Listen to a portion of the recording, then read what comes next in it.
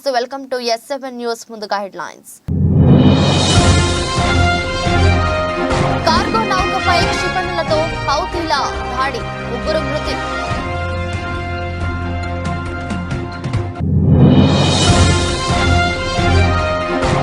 శ్రీనగర్కు ప్రధాని మోదీ ఆర్టికల్ 370 రద్దు తర్వాత తొలి పర్యటన.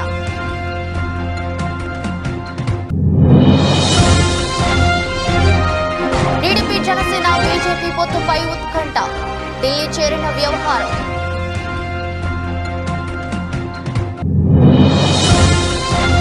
పవన్ కళ్యాణ్ కు చెక్ పెట్టేందుకు సీఎం జగన్ మాస్టర్ ప్లాన్, కాపు నేతలపై స్పెషల్ ఫోకస్ పెట్టిన జగన్ సర్కార్.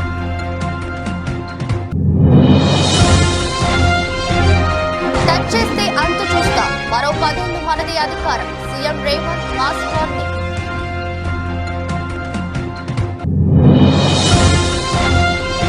సొంత రేషన్ కార్డు ఉంటేనే ఇందిరమ్మ ఇల్లు, తొలి విడతలో 4.5 లక్షల మందికి ఇల్లు ఇస్తామన్న మంత్రి పొంగులేటి.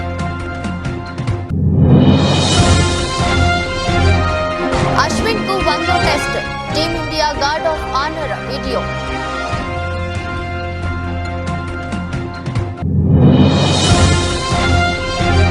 బాలీవుడ్ లో రికార్డు, 10 రోజుల్లో 100 కోట్లు మార్కు దాటిన మంజుమల్ బాయ్స్.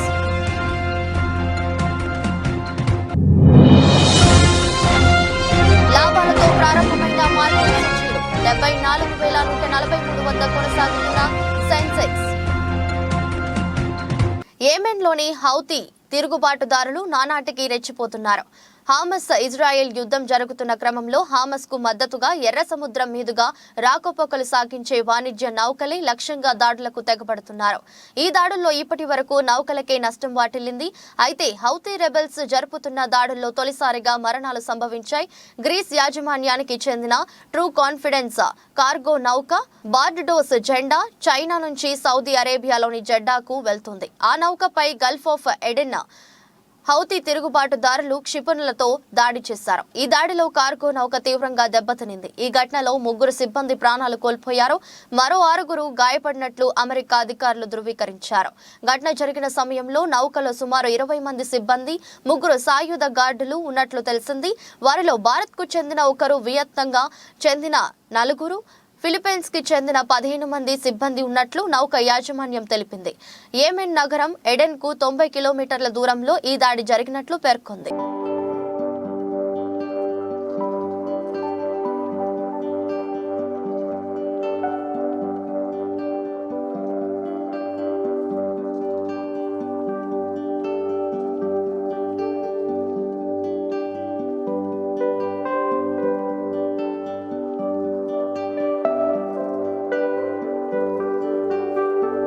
కాశ్మీర్లో ఆర్టికల్ 370 రద్దు చేసిన తర్వాత ప్రధాని మోదీ తొలిసారి ఇవాళ శ్రీనగర్ లో పర్యటించనున్నారు.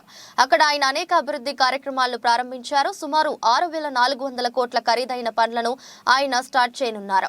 శ్రీనగర్ లో బహిరంగ సభలో ఆయన ప్రసంగించనున్నారు. పక్షి స్టేడియంలో జరగనున్న వికసిత్ భారత్ వికసిత్ కాశ్మీర్ ప్రోగ్రాం నేపథ్యంలో ఆయన మాట్లాడారు. పక్షి స్టేడియం వల్ల భారీ బందోబస్తును పెంచారు. ప్రధాని ర్యాలీ జరిగే ప్రాంతాన్ని త్రివర్ణ పతాకాలతో నింపేశారు. లోక్సభ ఎన్నికలు సమీపిస్తున్న తరుణంలో కాశ్మీర్ అంశం మళ్లీ కీలకం కానుందని, జమ్మూ కాశ్మీర్ లో అసెంబ్లీ ఎన్నికలకు సంబంధించిన ప్రకటన కూడా చేస్తారేమో అన్న ఊహాగానాలు కూడా వినిపిస్తున్నాయి.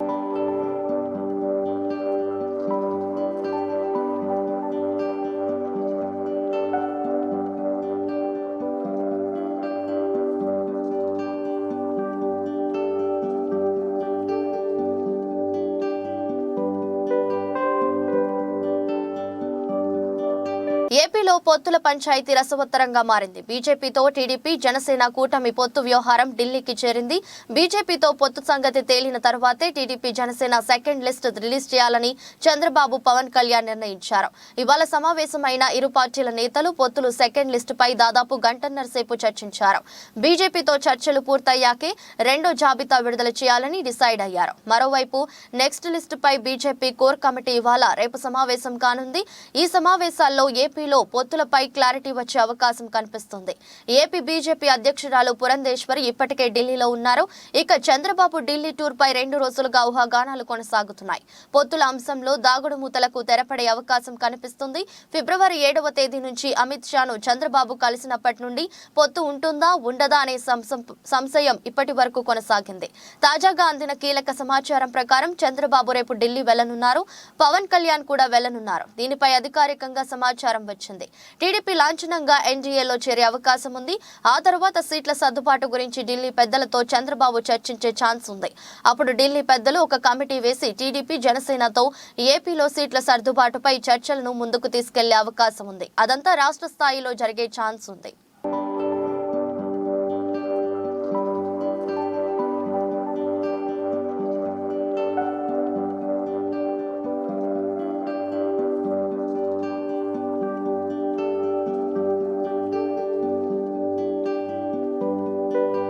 కాపు సీనియర్ నేతలపై వైసీపీ స్పెషల్ ఫోకస్ పెట్టింది. కాపు సీనియర్ నేతలు హరిరామ జోగయ్య, ముద్రగడ పద్మనాభంపై దృష్టి పెట్టిన వైసీపీ వారిని పార్టీలోకి చేర్చుకోవాలని చూస్తుంది. ఇప్పటికే హరిరామ జోగయ్య కుమారుడు సూర్యప్రకాష్ ను పార్టీలో చేర్చుకుంది వైసీపీ. ముద్రగడతో కూడా సంప్రదింపులు జరిపింది. త్వరలోనే ఆయన వైసీపీలో చేరబోతున్నట్లుగా తెలుస్తుంది. ఏదో ఒక నియోజకవర్గం నుంచి ఆయనను బరిలోకి దింపాలని వైసీపీ భావిస్తుంది.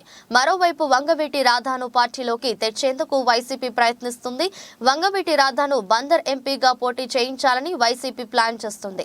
కాపు సామాజిక వర్గంపై వైసీపీ ఫోకస్ పెట్టింది. ప్రధానంగా కాపులు ఎక్కువగా ఉండే ప్రాంతాలలోని ముఖ్య నేతలకు వలవేసే పనిలో వైసీపీ ఉంది. ఇప్పటికే కాపు సీనియర్ నేతలు, కాపు పెద్దలుగా ఉన్న హరిరామ జోగయ్య, ముద్రగడ పద్మనాభం ఇద్దరిని తమ వైపు తీసుకునే ప్రయత్నాల్లో వైఎస్ఆర్ సిపి ఉంది. గతంలోనూ వైసీపీలో చేరేందుకు ముద్రగడ అన్ని ఏర్పాట్లు చేసుకున్నారు. కానీ చివరి నిమిషంలో ఆగిపోయింది. రాజకీయ సామాజిక సమీకరణాల నేపథ్యంలో ముద్రగడ చేరిక పెండింగ్ లో పడింది. ఆ తర్వాత ముద్రగడ జనసేన వైపు చూశారు. జనసేనలో చేరికకు సంబంధించి సంప్రదింపులు కూడా జరిగాయి. అయితే ఆ ప్రక్రియ ఆగిపోయింది. తాజాగా ఆయన వైసీపీలో చేరేందుకు సుముఖత వ్యక్తం చేశారు. ఇప్పటికే వైసీపీ కీలక నేత, ఉభయ గోదావరి జిల్లాల రీజనల్ కోఆర్డినేటర్ మిథున్ రెడ్డి ఇప్పటికే ముద్రగడతో మాట్లాడారు. ఈ నెల 12న ముద్రగడ సీఎం జగన్ ను కలవబోతున్నారని సమాచారం. ముద్రగడ వైసీపీలో చేరతారా లేక మద్దతు మాత్రమే ప్రకటిస్తారా లేదంటే తన కుమారుడిని వైసీపీలో చేరుస్తారా అన్న దానిపై క్లారిటీ రావాల్సి ఉంది. జనసేన పవన్ కళ్యాణ్ కు మద్దతుగా ఉంటూ వచ్చిన మరో కాపు సామాజిక వర్గం కీలక నేత హరిరామ జోగయ్య పైన వైసీపీ ఫోకస్ పెట్టింది. టీడీపీతో పొత్తులో భాగంగా పవన్ కళ్యాణ్ 24 సీట్లకే పరిమితం కావడం పట్ల హరిరామ జోగయ్య తీవ్రంగా వ్యతిరేకించారు. జనసేనకు దూరంగా ఉంటున్నారు. ఈ క్రమంలో ఆయన పైన వైసీపీ ఫోకస్ పెట్టింది. పాలమూరు బిడ్డను సీఎంను చేసిన ఘనత కాంగ్రెస్ దే అన్నారు తెలంగాణ ముఖ్యమంత్రి రేవంత్ రెడ్డి. పాలమూరు ప్రజలకు ఇచ్చిన గౌరవం ఇది అని ఆయన అన్నారు. డిసెంబర్ 3న తెలంగాణకు పట్టిన పీడ వదిలిందన్నారు సీఎం రేవంత్ రెడ్డి. కార్యకర్తల వల్లే మనం అధికారంలో ఉన్నామన్నారు. తెలంగాణ రాష్ట్రానికి రావాల్సిన నిధుల కోసం కేంద్రంతో కోట్లాడతానని తేల్చి చెప్పారు. ప్రధాని మోదీ చెవిలో తాను గుసగుస చెప్పలేదన్నారు. అతిథి మన ఇంటికి వస్తే గౌరవించాలని వెళ్లాను. మోదీ తెలంగాణకు సహకరించకపోతే ఎదిరిస్తా. బిల్లాతో అయినా కేడీతో అయినా కోట్లాడతా. బీఆర్ఎస్ అంటే బిల్లా రంగ సమితి. గత పాలకులు పాలమూరుకు ఏమైనా తీసుకొచ్చారా? 10 కొక్కుల్లా పందేళ్లు దోచుకున్నారు. పాలమూరు జిల్లాకు బీఆర్ఎస్ ఏం చేసింది? కాంగ్రెస్ ప్రభుత్వాన్ని టచ్ చేస్తే మీ అంతు చూస్తా, ఎవరికి అన్యాయం చేశానని ప్రభుత్వాన్ని పడగొడతామంటున్నారు. ఇందిరమ్మ రాజ్యాన్ని చూసి కళ్ళు మండుతున్నాయా అని నిప్పులు చెరిగారు సీఎం రేవంత్. పాలమూరు నుంచి లోక్సభ ఎన్నికల శంఖారావం పూరించారు సీఎం రేవంత్ రెడ్డి. మహబూబ్ నగర్ లో కాంగ్రెస్ ప్రజా దీవెన సభలో సీఎం రేవంత్ రెడ్డి మాట్లాడారు. బీజేపీ, బీఆర్ఎస్ పార్టీలపై విరుచుకుపడ్డారు. నేనేమి తలుపులు మూసి కాళ్లు పట్టుకోలేదు అంటూ బీఆర్ఎస్ విమర్శలకు స్ట్రాంగ్ కౌంటర్ ఇచ్చారు సీఎం రేవంత్ రెడ్డి.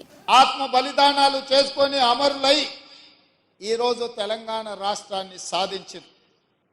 ఆనాడు అమరులైన బిడ్డలు మేము ఆత్మ బలిదానం చేసుకున్నా మా తమ్ముల్లో, మా చెల్లెల్లో భవిష్యత్ తరాలకు ఆదర్శంగా నిలబడి ఈ రాష్ట్రంలో మా ఉద్యోగాలు మాకు వస్తాయి. ఆ ఉద్యోగాల ద్వారా భవిష్యత్ తరాలకు సంబంధించిన దళితులు, గిరిజనులు, ఆదివాసీలు, బలహీన వర్గాలు, మైనారిటీల పిల్లలకు చదువులు చెప్తారు. తద్వారా వాళ్ళు దేశ అభివృద్ధిలో భాగస్వాములు అవుతారు అని చెప్పి వాళ్ళు ఆత్మ బలిదానాలు చేసుకున్నారు.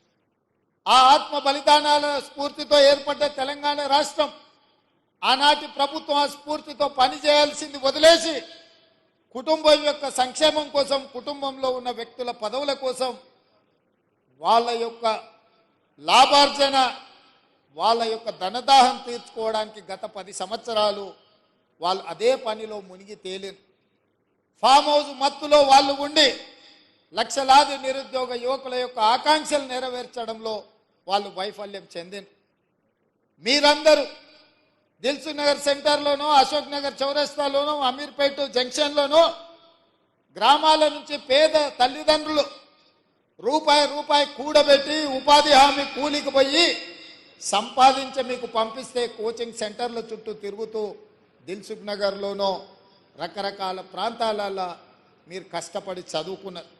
నోటిఫికేషన్ ఎప్పుడు ఇస్తారో తెలీదు, పరీక్షలు నిర్వహిస్తే ప్రశ్నాపత్రాలు ఏ జిరాక్స్ సెంటర్లో తేలుతాయో తెలీదు. ప్రశ్నాపత్రాలను ఎవరు దిద్దుతారో దిద్దే వాళ్ళ మీద నమ్మకం లేదు, ఫలితాలు ప్రకటించే వాళ్ళ మీద విశ్వాసం లేదు. ఈ రకంగా అపనమ్మకంతో అసలు ఎప్పుడు ఏం జరుగుతుందో తెలియని పరిస్థితుల్లో మీరందరూ కష్టపడి కొట్లాడి ఇక మా ఉద్యోగాల గురించి అడగడం కాదు, అధికారంలో ఉన్న కేటీఆర్ ఉద్యోగాలు ఊడగొడితేనే మీ ఉద్యోగాలు వస్తాయన్న ఆలోచనతోటి ఉద్యోగాలు అడగడం మానేసి తండ్రి కొడుకు, మామ అల్లుడు, కూతురు తండ్రి ఉద్యోగాలు సొంత జాగా ఆహార భద్రత కార్డు ఉన్న వారికే ఇందిరమ్మ ఇండ్ల పథకం కింద ఆర్థిక సాయం మంజూరు చేస్తామని గృహ నిర్మాణ శాఖ మంత్రి పొంగులేటి శ్రీనివాస్ రెడ్డి స్పష్టం చేశారు. తొలి విడతలో ఒక్కొక్క నియోజకవర్గంలో 3,500 చొప్పున మొత్తం రాష్ట్రంలో 4.5 లక్షల మందికి ఇండ్లు మంజూరు చేస్తామని చెప్పారు. ఈ నెల 11న భద్రాచలంలో రాములూరి సన్నిధిలో ముఖ్యమంత్రి రేవంత్ రెడ్డి ఈ పథకానికి శ్రీకారం చుడతారని తెలిపారు. ఇందిరమ్మ ఇండ్ల పథకంపై బుధవారం ఆయన సచివాలయంలో హౌసింగ్ బోర్డు అధికారులతో సమీక్ష నిర్వహించారు.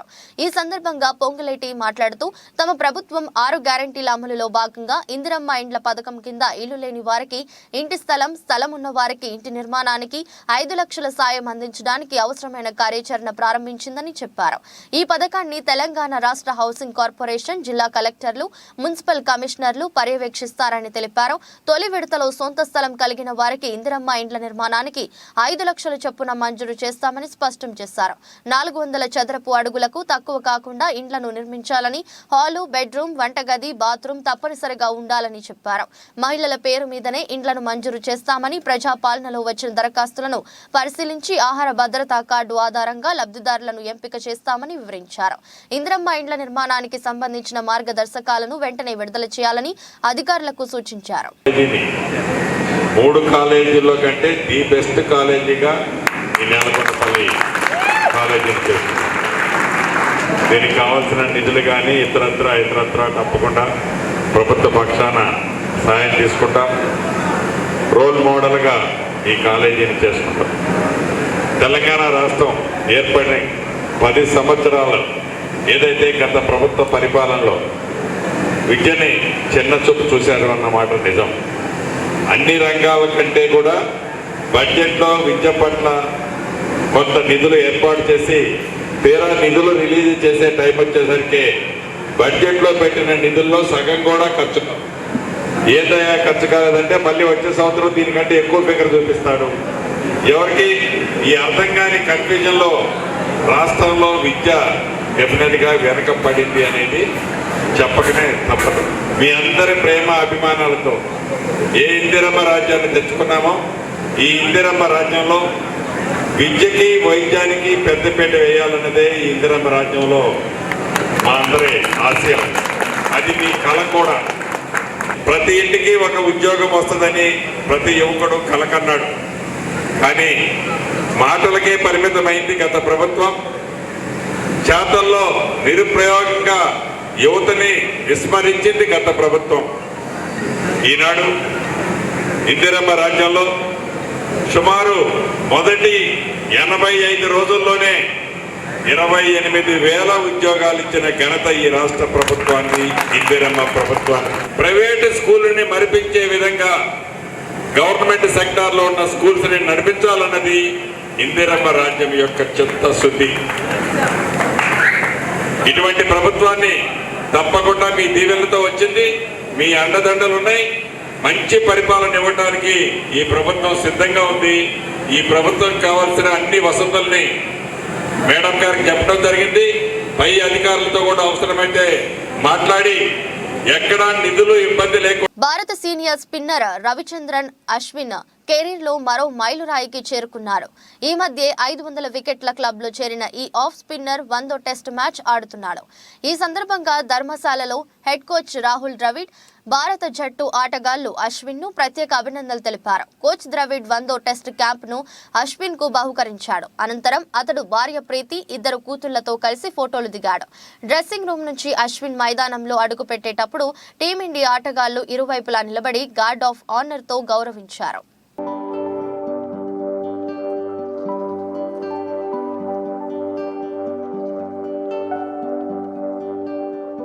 మలయాళంలో చిన్న సినిమాగా విడుదలై రికార్డులు బద్దలు కొడుతున్న చిత్రం మంజుమెల్ బాయ్స్ సర్వైవర్ థ్రిల్లర్ గా వచ్చిన ఈ మూవీ ఫిబ్రవరి 22న విడుదలై బాక్సాఫీస్ వద్ద సెన్సేషన్స్ క్రియేట్ చేస్తుంది. కేవలం 5 కోట్ల బడ్జెట్ తో వచ్చిన ఈ చిత్రం రిలీజ్ అయిన రోజు నుంచే పాజిటివ్ టాక్ అందుకొని బాక్సాఫీస్ వద్ద కాసుల వర్షం కురిపిస్తుంది. ఇదిలా ఉంటే తాజాగా ఈ చిత్రం అరుదైన రికార్డును ఖాతాలో వేసుకుంది. రిలీజ్ అయిన 10 రోజుల్లోనే 100 కోట్ల మార్కును దాటి మాలీవుడ్ లో ఈ మార్కును ఫాస్ట్ గా దాటిన సినిమాగా చిత్రీకరించింది. వాస్తవ ఘటనలు ఆధారంగా చేసుకుని తెరకెక్కిన ఈ సినిమాను చిదంబర్ పి పొదువల్ దర్శకత్వం వహించగా సౌబిన్ షాహిర్, శ్రీనాథ్ బసి, బాలు, వర్గీస్, గణపతి, సీనియర్ నటుడు లాల్, అరుణ్ కరియన్, ఖలీడ్ రెహమాన్, అభిరామ్, రాధాకృష్ణ, దీపక్ పరంబోల్, షెబిన్ బెన్సన్ లాంటి స్టార్స్ కీలక పాత్రలు పోషించారు. మరోవైపు ఈ సినిమా తెలుగులోకి రాబోతుంది. ప్రస్తుతం ఈ సినిమా తెలుగుకు సంబంధించి డబ్బింగ్ కార్యక్రమాలు జరుగుతున్నాయని సమాచారం. ఇక ఈ మూవీని మార్చి 15న ప్రేక్షకుల ముందుకు తీసుకురానున్నట్లు మేకర్స్ ప్లాన్ చేస్తున్నట్లు తెలుస్తుంది. ఈ సినిమా కథ విషయానికి వస్తే 2006లో తమిళనాడు కొడైకెనాల్లోని గుణ గుహాలలో జరిగిన వాస్తవ సంఘటన ఆధారంగా రూపొందించబడింది. ఒక ఫ్రెండ్స్ గ్యాంగ్ గుణ గుహాలను సందర్శించడానికి వెళ్ళగా ఆ గ్యాంగ్ లో ఒకరు ప్రమాదవశాత్తు లోయలో పడిపోతారు. అయితే అతడిని కాపాడేందుకు అతని స్నేహితులు చేసిన రెస్క్యూ ఈ సినిమా స్టోరీ. అప్పట్లో సంచలనం సృష్టించిన ఈ ఘటనపై సినిమా రావడంతో ప్రేక్షకులు కాసుల వర్షం కురిపిస్తున్నారు.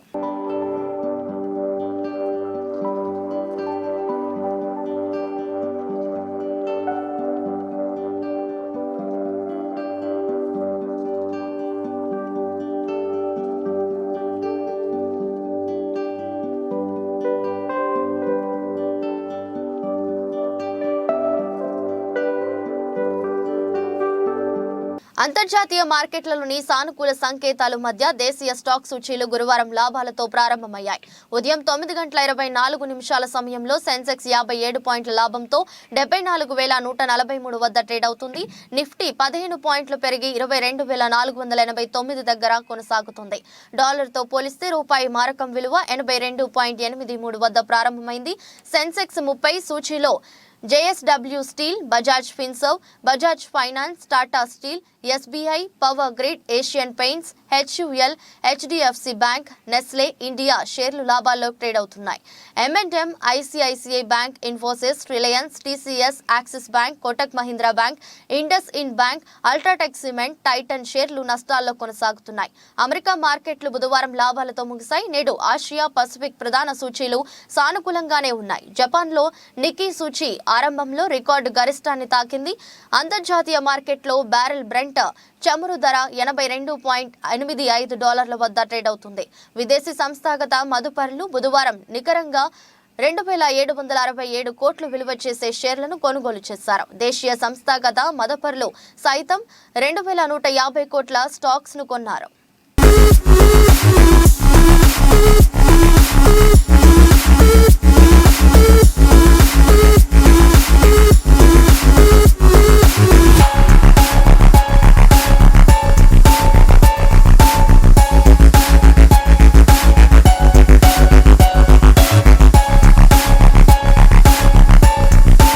జగిత్యాల జిల్లా రాయకల్ మండలంలోని కొత్తపేట గ్రామం నుండి శివాజీనగర్ వెరుపడి కొత్త గ్రామంగా ఏర్పడింది. ఆలయానికి సంబంధించిన బోర్డుపై మా గ్రామం పేరు ఉండాలంటే మా ఊరి వేరే ఉండాలంటూ 2 గ్రామాల ప్రజలు గొడవకు దిగారు. విషయం తెలుసుకుని తహసీల్దార్ అబ్దుల్ కయ్యాం, జగిత్యాల రూరల్ సిఐ ఆరిఫ్ అలీ ఖాన్ 2 గ్రామాల ప్రజలను సమావేశం చేసి ఈ సందర్భంగా వారు మాట్లాడుతూ 2 గ్రామాలకు చెందిన ప్రజలు నాగాలయం బోర్డుపై కోటపేట్తో పాటు శివాజీనగర్ పేరు పెట్టాలని ఆ గ్రామస్తులు డిమాండ్ చేయగా పాత పద్ధతి ప్రకారమే కొత్తపేట్ అని ఉండాలని ఆ రోజు ఆ ఊరి ప్రజలు స్పష్టం చేశారు. దీంతో సమస్యను ప్రభుత్వం దృష్టికి తీసుకెళ్తామని, అప్పటి వరకు ప్రజలు సమరస్యంగా ఉండాలని వారు సూచించారు. ఎవరైనా చట్ట వ్యతిరేక చర్యలకు పాల్పడితే కేసు నమోదు చేస్తామని సీఐ హెచ్చరించారు.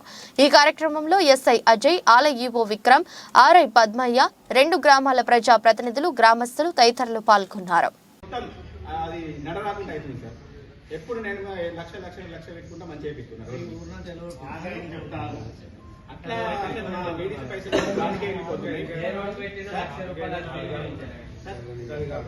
అన్ని బిల్లు చూస్తాం.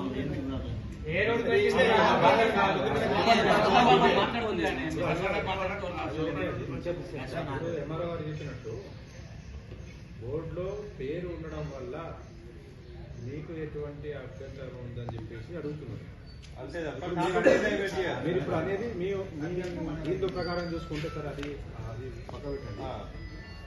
ఇవాళ మేము ఉంటాం, రేపు మా వారసులు వస్తారు, వాళ్ళకి వీళ్ళకి తెలియదు, రేపు వీళ్ళు అక్వైర్ చేసుకుంటారు, వాళ్ళు పక్క చెప్తారని చెప్పేసి మీది అది 100% పేరు ఉండడం వల్ల. అదే ఫస్ట్ మెయిన్ రీజన్ అది. అంతే. జగిత్యాల జిల్లా మెట్పల్లి పట్టణంలోని ఎమ్మెల్యే క్యాంపు కార్యాలయంలో ఎమ్మెల్యే డాక్టర్ సంజయ్ మీడియా సమావేశం నిర్వహించారు. ఈ సందర్భంగా ఎమ్మెల్యే మాట్లాడుతూ 11/3/2024 కోరుట్ల నియోజకవర్గ యువతీ యువకుల కోసం మెగా జాబ్ మేళా నిర్వహిస్తున్నామని, యువకులందరూ సద్వినియోగం చేసుకోవాలని కోరారు.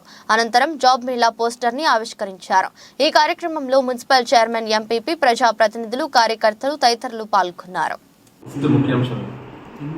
మన కాన్స్టిట్యున్సీ యువకులకు మీ ద్వారా 11వ తారీఖు నాడు మెగా జాబ్ మేళా కండక్ట్ చేస్తూ ఉన్నాము. దగ్గర 2000 ఉద్యోగాలు వస్తూ ఉన్నాయి. దగ్గర 50 కంపెనీలు కూడా వస్తూ ఉన్నాయి. ఆ రోజు ఎస్ఎస్సి దగ్గర నుండి పోస్ట్ గ్రాడ్యుయేషన్ విద్యార్థుల వరకు అన్నీ కూడా ఇన్ని రకాల జాబ్స్ ఉన్నాయి. మన వెంకటరెడ్డి ఫంక్షన్ హాల్ మెట్పల్లిలో పొద్దున్న 9 గంటలకు స్టార్ట్ అవుతుంది. దయచేసి నా రిక్వెస్ట్ ఏంటంటే అందరూ కూడా రిజిస్ట్రేషన్ 11 లోపల అయిపోతుంది. మేళా కంటిన్యూ అవుతుంది సాయంత్రం వరకు, కానీ రిజిస్ట్రేషన్స్ మాత్రం పొద్దున 11 లోపలే రిజిస్ట్రేషన్స్ అన్నీ అయిపోతాయి. ఇంకో క్యూఆర్ కోడ్ కూడా మేము ఇస్తూ ఉన్నాం. ఇప్పుడు వాళ్ళకి కావాల్సి డైరెక్ట్లీ కూడా రిజిస్ట్రేషన్ చేసుకోవచ్చు. సో దయచేసి మా విద్యార్థులందరికీ కూడా నా రిక్వెస్ట్, విద్యార్థులకు, యువకులకు, 10th పాస్ అయిన వాళ్ళకి, ఇంటర్మీడియట్ వాళ్ళకి, డిగ్రీ చేసిన వాళ్ళకి, పోస్ట్ గ్రాడ్యుయేషన్ చేసిన వాళ్ళకి, వీళ్ళందరికీ కూడా అవకాశాలు ఉన్నాయి. ఇప్పుడు ఈ ఉద్యోగాల్లో హైదరాబాద్ నుండి దగ్గర 50 కంపెనీలు వస్తూ ఉన్నాయి. సో దయచేసి దాన్ని తప్పకుండా అందరూ కూడా వినియోగించుకోవాలి. మీకు తెలిసిన వాళ్ళకి కూడా మీరు చెప్పండి. దయచేసి దీనికి కొద్దిగా మంచి పబ్లిసిటీ ఇవ్వండి.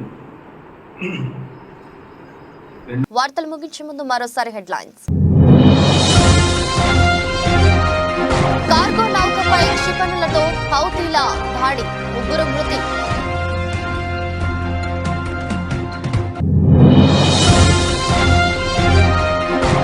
శ్రీనగర్కు ప్రధాని మోదీ, ఆర్టికల్ 370 రద్దు తర్వాత తొలి పర్యటన.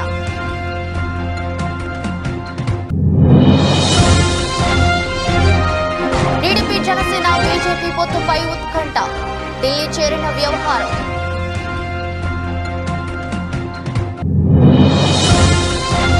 పవన్ కళ్యాణ్ కు చెక్ పెట్టేందుకు సీఎం జగన్ మాస్టర్ ప్లాన్, కాపు నేతలపై స్పెషల్ ఫోకస్ పెట్టిన జగన్ సర్కార్.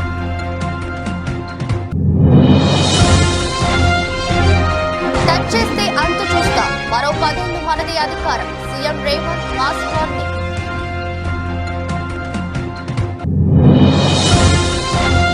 సొంత జాగా రేషన్ కార్డు ఉంటేనే ఇందిరమ్మ ఇల్లు, తొలి విడతలో 4.5 లక్షల మందికి ఇల్లు ఇస్తామన్న మంత్రి పొంగులేటి.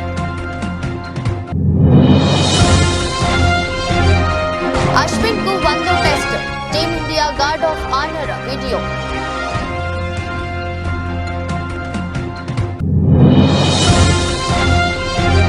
బాలీవుడ్ లో రికార్డు, 10 రోజుల్లో 100 కోట్లు మార్కు దాటిన మంజుమల్ బాయ్స్.